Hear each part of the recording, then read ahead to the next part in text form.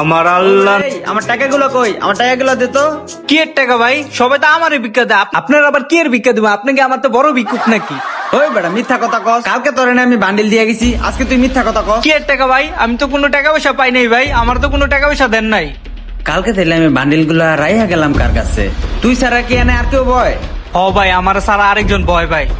আচ্ছা ঠিক আছে, তাইলে ওই পোলা আইলে আমার জানাবি। ঠিক আছে ভাই, আমি জানাবো ভাই আপনারে। আল্লাহ নবীজি নাম কয়টা টাকা দিয়া যান, আল্লাহ নবীজি নাম।